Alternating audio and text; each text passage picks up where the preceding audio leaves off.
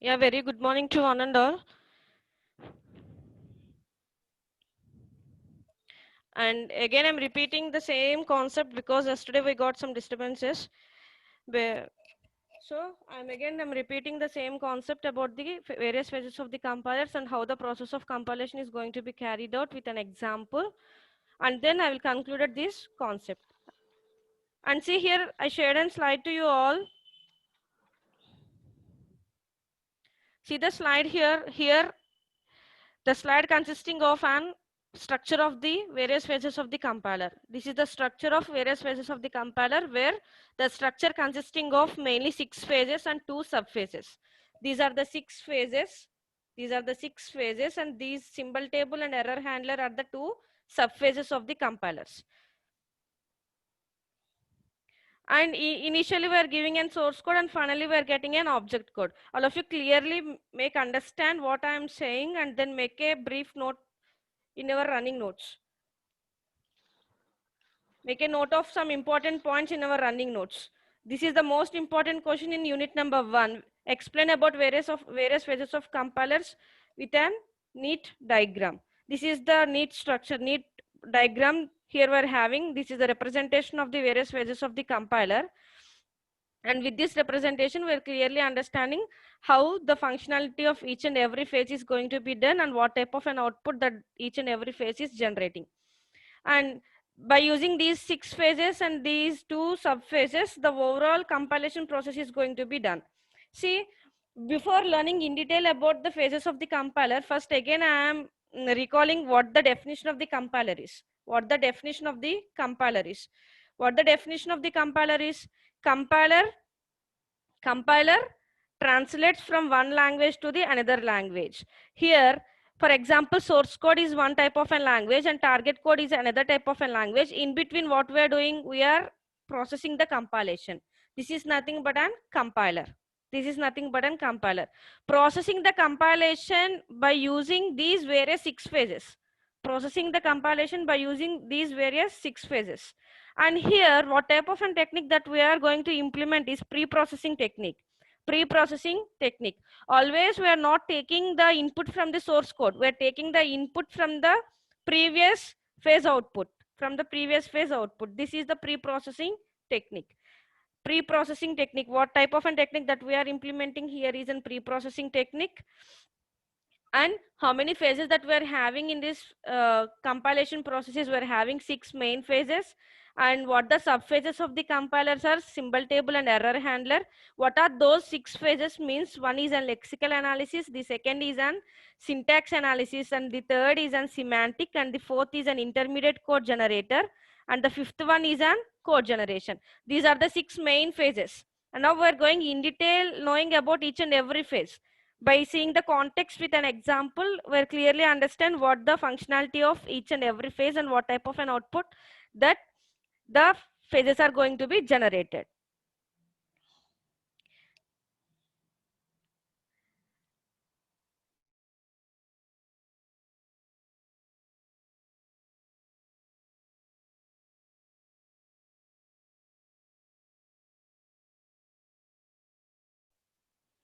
Yeah. See what the first phase is? Lexical analysis. The first phase of the compilation process is lexical analysis. Lexical analysis is the first phase of the compilation process. Here we're calling this lexical analysis as an scanner or scanning the input program, or we also call the lexical analysis as a linear analyzer. Analyzer. Here we're having two terminologies for naming out or for calling out the lexical analysis. One is an scanner and the another one is a lexical, that is a linear analysis. Linear, and why we are naming it as a linear analysis means the input, whatever the input statement that we are taking, it should be in an algebraic format. So the linear expression, the input of the program is in the form of a linear expression. That's why we are calling it as a linear analysis. And why we are naming it as a scanner? Because after taking the input program, as a source code, as a source string, then initially the lexical analysis scans the input program. The first step of the lexical analysis before implementing the process is scanning the input program. Then after scanning, then it performs its own functionality. And here, after scanning the input program, what the lexical analysis will do is, the lexical analysis converts a sequence of characters into a sequence of tokens.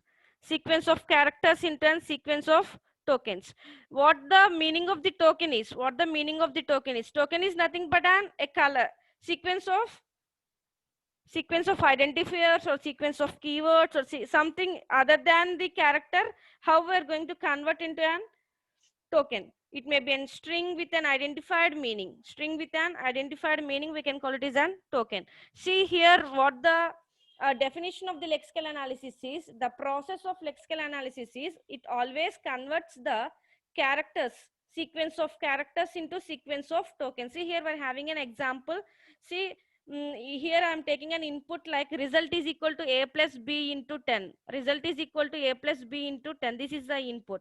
And by taking the input in the form of sequence of characters, now by applying the lexical analysis, the process of implementation of lexical analysis is, it is converting the sequence of characters into sequence of tokens. Now the result is equal to a plus b into 10. This result, this a, this b, all these are all comes under an identifiers.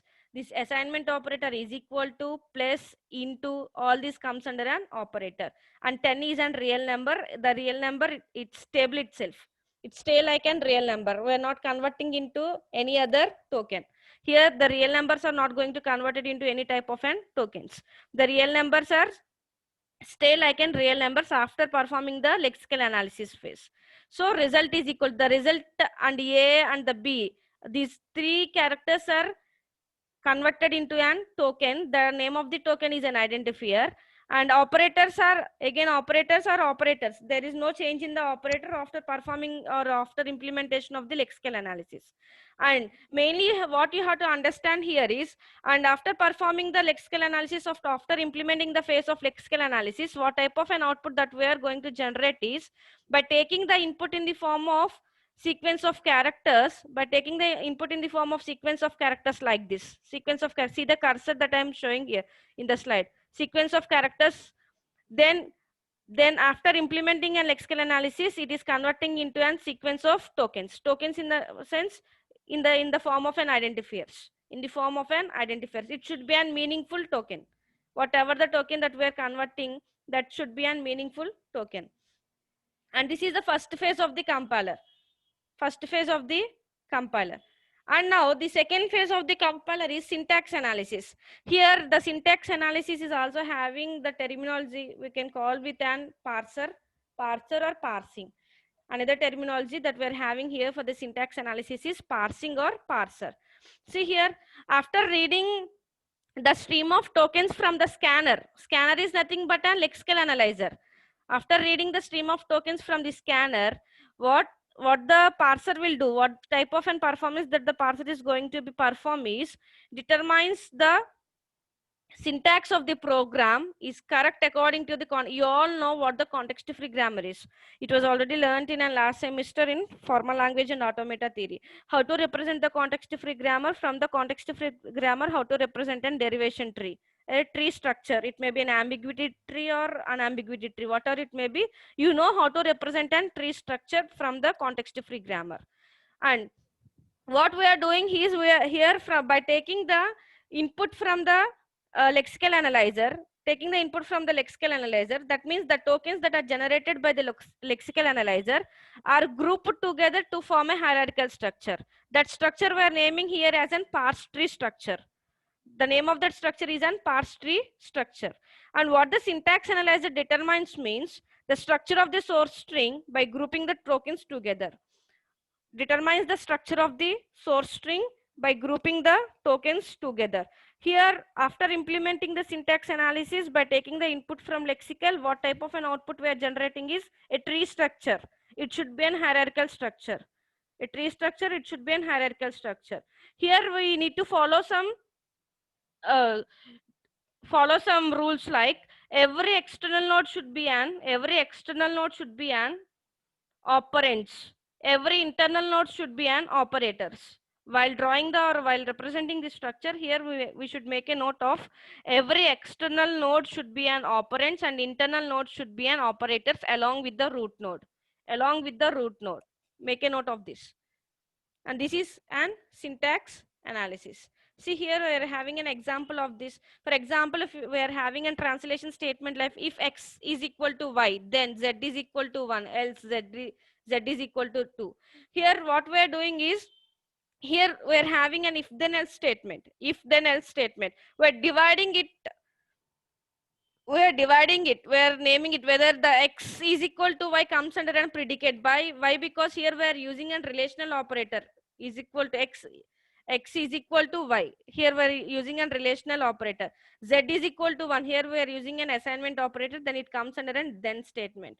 Z is equal to 2, then again this z is equal to 2, here z is assigning to the value 2, and else statement, this is an else statement. This is the way of representing the if then else statement. If then else statement, we're dividing the translation statement into the parts like and what the predicate is, what the then statement is, what the else statement is from the translation statement.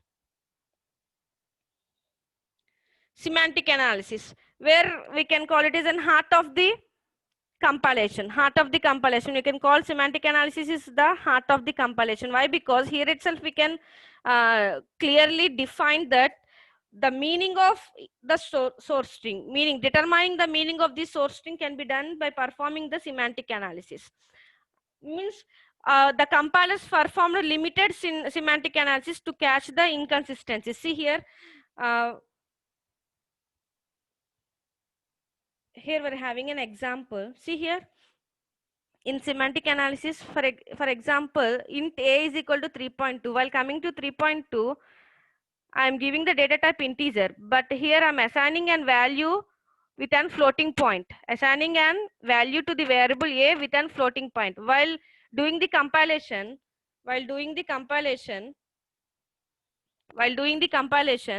then what type of an output, what type of an errors that I get is type mismatch error. Type mismatch error. That means cannot convert from double to int. By this example, you can clearly understand what the functionality of the semantic analysis is. Semantic analysis, by performing the phase of the semantic analysis, we can easily determine the meaning of the source string. Means we can check it out. We can check it out whether everything is in correct manner or not. Checking out by meaning of the source strings means whether the matching of the parentheses in the expression, matching in the parentheses. For example, if I use an open parenthesis but I make a mistake while writing the line of the code without giving the closed parenthesis, then that also comes under an error. That also comes under an error. So like that, or matching of if else statement, or performing some arithmetic expressions, type compatible errors. And here overall, while defining the semantic analysis is determines the scope of operation by doing type checkings. By performing the type checking, it gives the scope of the operation. So finally, with a single line statement, how we're going to define the semantic analysis is, semantic analysis determines the meaning of the source string. Determines the meaning of the source string. And this is an example. By seeing the slide, you can easily understand how the semantic analysis is going to be performed and what type of an errors that the semantic analysis will rectify. With the semantic analysis, how we're going to rectify is, after handling the error, we can detect that error and we can rectify. Before that, it find out what type of an error we are getting. After performing the semantic analysis, we can find out what type of an error that our program consisting of. Means determines the meaning of the source string. The next phase is an intermediate code generator. Here, intermediate code generator, after performing this intermediate code generator by taking the input from the semantic, what type of an output that we are generating is an intermediate code representation. Here, The popular intermediate code representation is a 3 address code representation. See, here we're having an example of 3 address code representation. See, this is an example. Means here where what we are doing here is we are storing in a temporary variables by naming with the sequence number T1, T2, T3 and so on. T1, T2, these are nothing but in temporary storage variables. Temporary variables that we are representing here. The code in the form of a temporary storage. Here in this phase we're directly converting from this phase onwards, we're directly translating the language like an assembly language, that is a low level language, into a target language. So this intermediate code generator is acting as a mediator between the both analysis part and the synthesis part. Analysis part and the synthesis part. And here we are also having the name of the intermediate code generator, that is it is like a machine like intermediate code. That means machine dependent code. Now itself we are converting the low level language into a machine level language. So it is a machine dependent code. Machine dependent code. This is the way of translating the representing an intermediate with intermediate code in an 3 address code format. Intermediate code with an 3 address code format. See, optimization.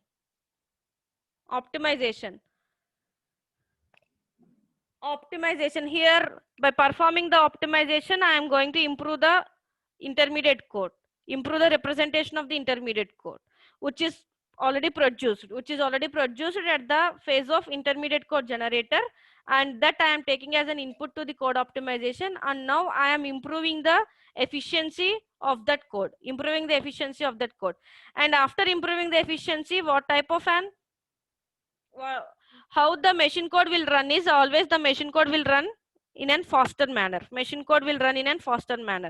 Then what we are going to achieve by running the machine code in a faster manner is, here we are having two constants, one is in time and another one is in space. Achieving the efficiency of the code in terms of time and space. See, whatever the code that we are going to optimize, it should be an correct code and it should run faster, and the meaning of the code should not be changed. See, here we're having an example. X is equal to y into 0. If I gave any value to the y variable, multiplying with 0, automatically the output of the variable x is 0.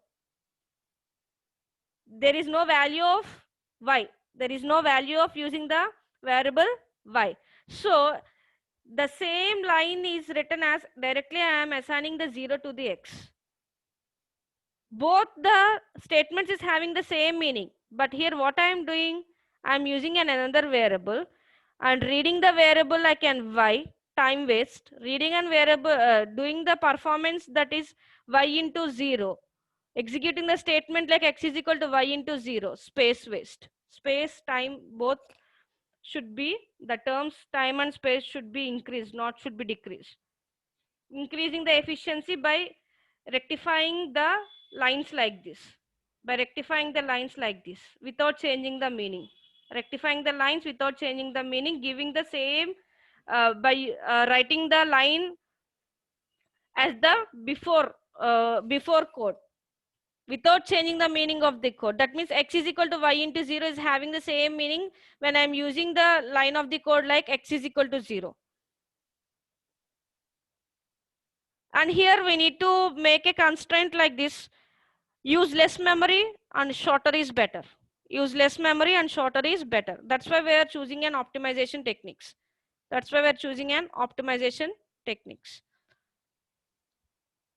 And these are the lines of the code in a program, and here we can optimize this code without changing the meaning. We can optimize. The final phase is an code generator. And it takes an input as an intermediate code representation, and finally intermediate code representation of the source program, and it maps it into the target program. The target program is nothing but a machine level language code. If here we're having another point, like if the target language is in machine code, whatever we're going to execute the output, the executable object code. Executable object code that should be the registers, the code, the machine code consisting of some registers or some memory locations are selected for each variable used by the program, are selected by the each variable used by the program. Here we are using some simple code generation algorithm to perform this phase, and after performing the simple code generations, then finally we will get an target language, that is an executable code of our input. This is a symbol table. Here up to now we are having so many questions about a symbol table. What is a symbol table? How the symbol table is useful for the compiler? See, if you see the slide about the symbol table, then you can clearly understand what the symbol table is. What the symbol table is.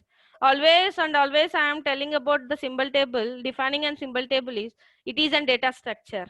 It is a data structure containing a record of each and every variable, whatever the fields that we are uh, fields in the sense whatever the attributes or whatever the variables and whatever the thing that we are performing in an individual phase, everything should be stored in an symbol table.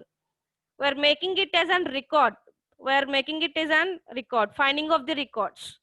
It allows to find the record by giving the name or by giving any type of an token or by giving any attribute or any variable, we can easily retrieve the data from the record quickly. And that's why we are naming that symbol table as a data structure. See, this is the way of representing the symbol table. What the identifiers is, what the class is, what the description of that class is, and how the value and the address is going to be stored for each and every identifier. Value and address, how the value and address is going to be stored in each and every identifier. And this is an symbol table. This is about a symbol table. Yeah. Getting together into one place. Now we are implementing a translation scheme, translation statement with an example. Translation statement with an the translation statement implementation that we are going to see now. See, the input program is position is equal to initial plus rate into 60. Position is equal to initial plus rate into 60. That is the input or the source string that we are taking. And now after performing the lexical analyzer, what the definition of the lexical analyzer is, we already learned in the last slides in this class only. I already explained about the lexical analyzer. What the main functionality of the lexical analyzer is, converts the sequence of characters into sequence of tokens. The input that we are taking in the form of a sequence of characters, now it is going to convert it into a sequence of tokens. And the position, the initial, the rate are converting into the token. The name of the token is an identifier and is equal to the assignment operator and the arithmetic operations like in plus and into. There is no change in that. There is no change in the operators. Only we are changing the characters, changing the sequence of characters into sequence of tokens. That means here we are naming the token in the form of an identifier. The position is stored stored with an identifier ID1, initially stored with an identifier ID2, and rate stored with an identifier ID3. Naming, that means converting it into an tokens. And now that is the output that we generated from the lexical analyzer. ID1 is equal to ID2 plus ID3 into 60. Now this is the source string. This becomes the source string. Now we're taking this and we're performing the syntax analyzer. We're taking the output of lexical analyzer. We're taking this as an input to the syntax analyzer. The output of lexical analyzer is this, and this is taking as an input to the syntax analyzer. And what the definition of the syntax analyzer is, deriving an parse tree. That means determining the tokens, all the tokens together, grouping the tokens together and phrasing it into an hierarchical structure. Here that structure is parse tree structure. There I make a note that external nodes should be an operands and internal nodes should be an operators along with the root nodes. See, here is equal to place and star are the internal nodes. ID1, ID2, ID3 are the 60 are the external nodes. This is the way of representing an parse tree. ID1 is equal to ID1 is equal to ID2 plus ID3 into 60. That means that is the source string. That is the source string. And now I'm going to perform a semantic analyzer. Taking an input from the syntax. Then this is the input for my semantic.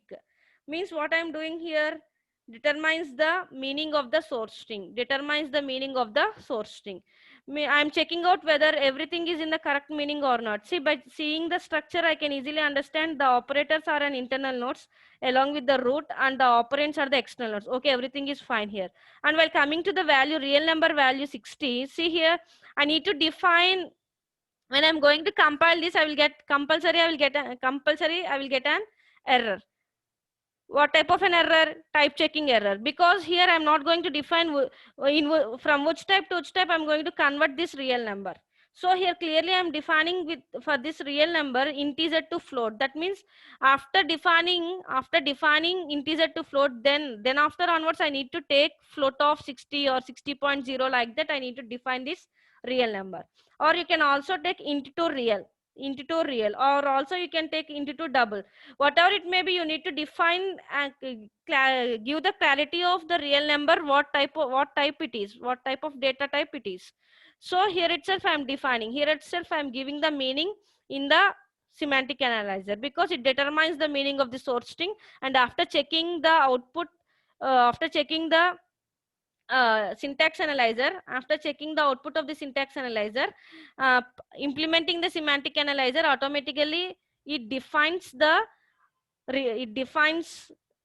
correct meaning of the real number, that is, and it is int to float. Then this is an output of the semantic analyzer. Now this is taking as an input to the intermediate code generator. This is taking as an input to the intermediate code generator. See, the outputs for the both syntax and semantic are same in the form of a tree structure. There is no difference. But in the semantic, what we're going to do, we're determining the meaning of the source string. This is the source. We're determining the meaning. And here itself we determine the meaning of the value 60. So then that is the output from the semantic. Now this what we are taking as an input to the code generator.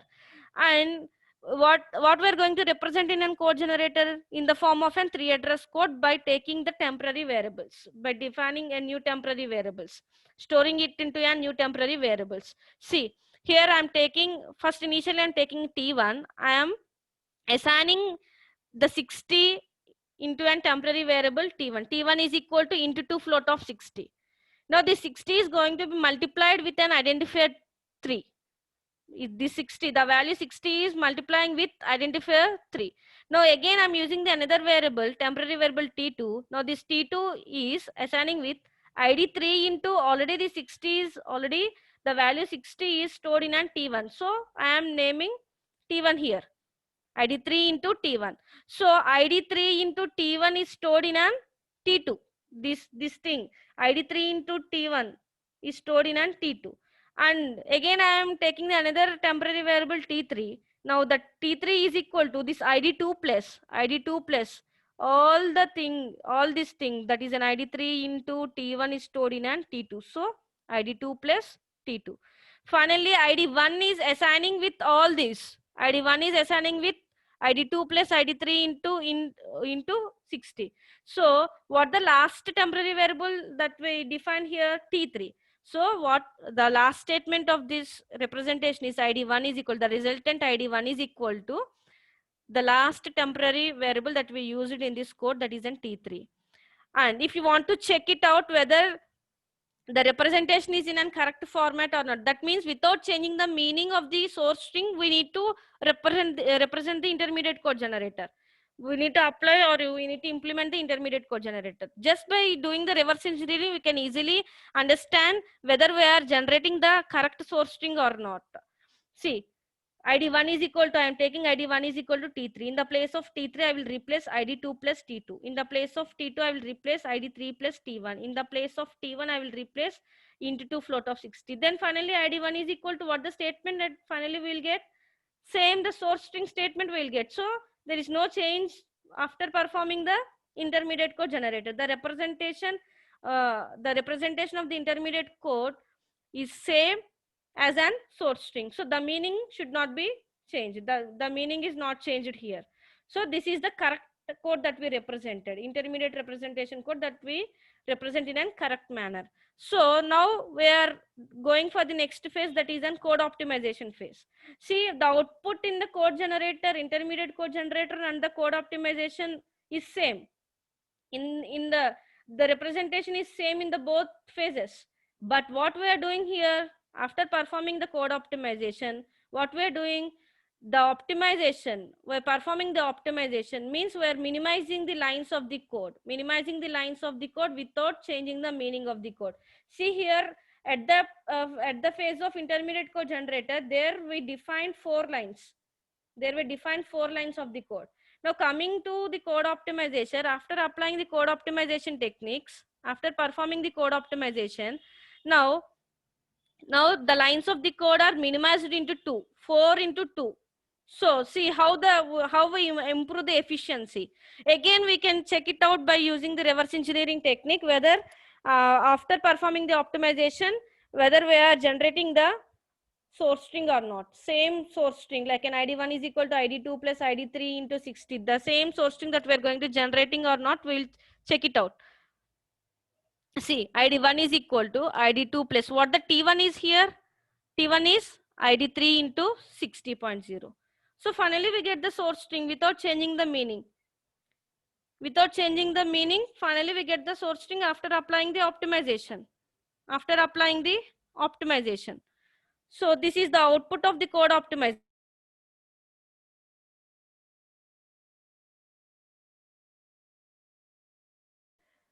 This is the output of the code optimization. And now this is taking as an input to the code generator, where it is the final phase of our compilation process. Code generator is the final phase of our compilation process.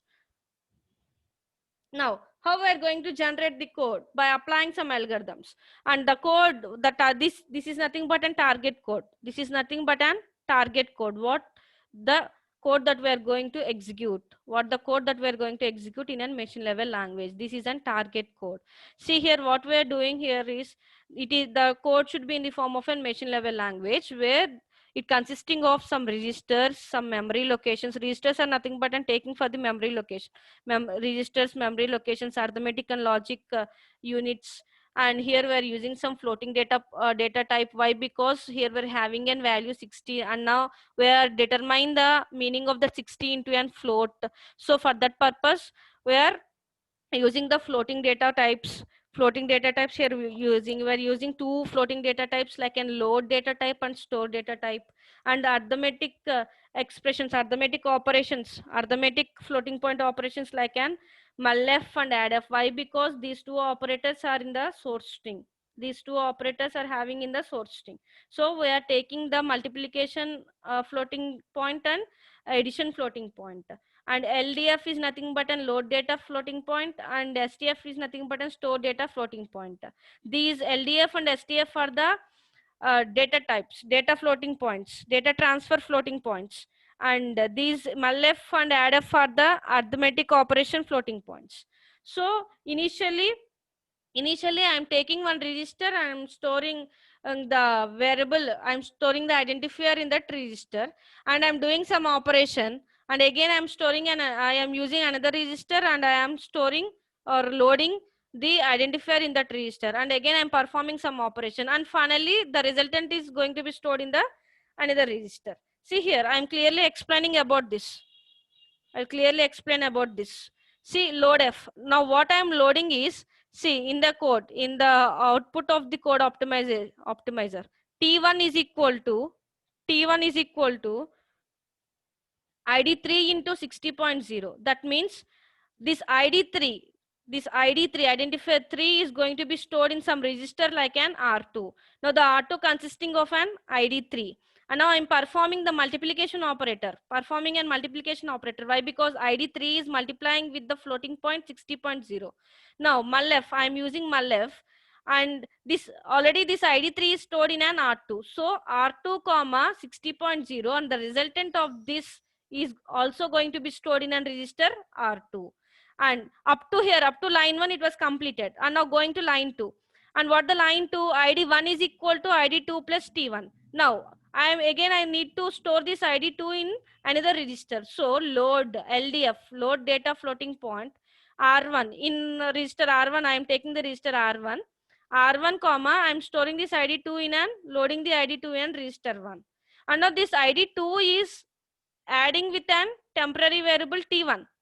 Temporary variable T1. What the T1 is? ID3 into 60. It was already stored in the register R2. So performing an addition operation, add F R1 comma R2, because R2 is an ID3 into 60. R1 consisting of ID2. That means ID2 plus ID3 into 60. And now the resultant of this R1 comma R2 is stored in a register R1. Registered in an stored in an R1. So finally, what the resultant is ID1. ID1. We are showing a resultant with the identifier 1. So store data transfer by using the store data transfer floating point STF, we are storing this identifier 1 in an register 1. So identifier 1, register 1 consisting of the ID2 plus ID3 into 60.0. So finally the output in register 1, assigning this register 1 to an ID1. So ID1, where we are going to store in a register 1. So this is nothing but an machine level code. This is nothing but an machine level language. Machine level language by using some instruction sets, by using some registers, by using some memory locations, and by using some arithmetic and logic operations, and so on and so on. This is the way of representing an machine level machine level language representation by after generating an code generation. After performing some algorithms in code generation, then finally we will get an output like this. This is nothing but an target code. This is nothing but an target code. See here what the input, what the source code is. What the source code is? Position is equal to initial plus rate into 60. What the output code is? That means target code is in the form of an machine level language. And what is the definition of the compiler? Compiler converts one language to the another language, translates from one language to the another language. In between, by using the various phases, how we saw how the process of compilation is carried out. In between means by taking an input program and by getting a target program, in between this can be called as a compilation. In between this can be called as a compilation. Now what we learn in this class is in detailed description about how the process is carried out by using various phases of compilers. Process of compilation. That's it. This is the translation statement. This is the example of a translation statement. That means implementing a translation statement with various phases of compilers, seeing out how the compiler performing from one language, compiler converting from or translating from one language to the another language.